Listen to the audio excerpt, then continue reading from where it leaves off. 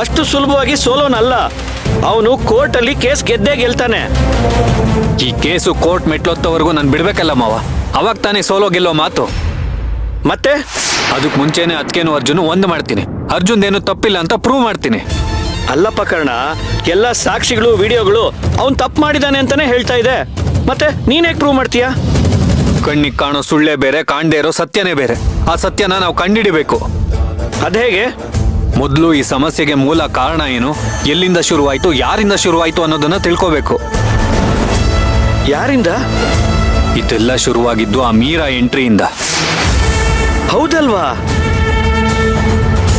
ಅವಳು ಯಾರು, ಹೇಗ್ ಬಂದ್ಲು? ಆ ಹುಡುಗಿ ಏನೋ ರಸ್ತೆಲ್ಲೇ ಸಿಕ್ಕಿದ್ಲು ಅಂತ ಸೇವಂತಿನೇ ಹೇಳಿದ್ಲಲ್ವಾ? ಅದೆಷ್ಟು ನಿಜ ಇರ್ಬೋದು ಮಾವ?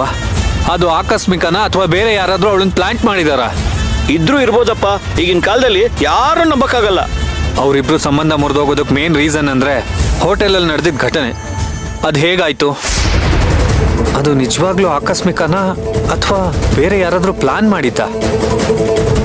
ಆಕಸ್ಮಿಕ ಅನ್ನೋದೇ ಆದ್ರೆ ಆ ವಿಡಿಯೋ ಶೂಟ್ ಮಾಡಿದ್ಯಾರು, ಯಾಕೆ ಮಾಡಿದ್ರು, ಅವ್ರ ಉದ್ದೇಶ ಏನಿರ್ಬೋದು?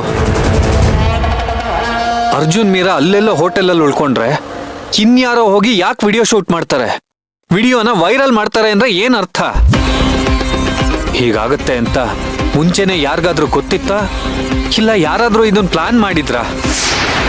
ನಿಜ ಕಣಪ್ಪ, ನೀನ್ ಹೇಳಿದ್ಮೇಲೆ ನನಗೂ ಅನುಮಾನ ಬರ್ತಾ ಇದೆ.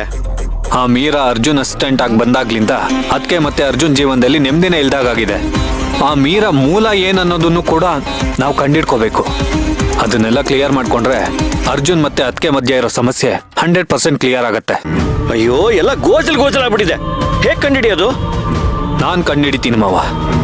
ಅದಕ್ಕೆ ನನಗೆ ನಿಮ್ ಸಾಥ್ ಬೇಕು. ಕೊಡ್ತೀರಾ ತಾನೆ?